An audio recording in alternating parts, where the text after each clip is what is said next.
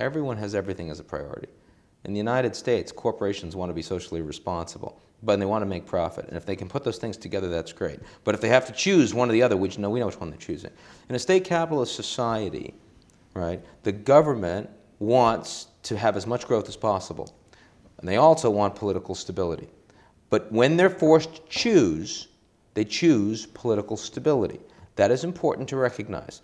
In Abu Dhabi today, you have sovereign wealth funds. They are not trying to maximize returns. They were before the crisis. Now they're much more economically constrained, and they have this massive problem in Dubai. And it doesn't make a difference what kind of returns they make. They're putting their money in Dubai first.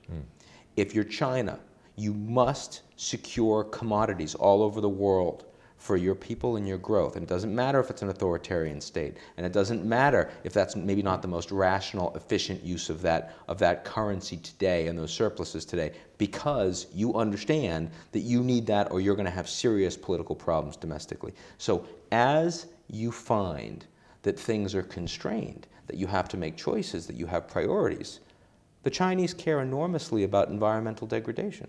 They do. It's a priority. They want to move to alternative energy. They're doing it.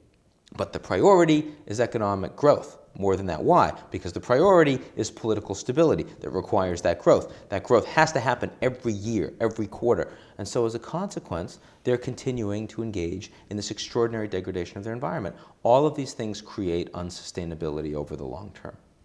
But it's the long term.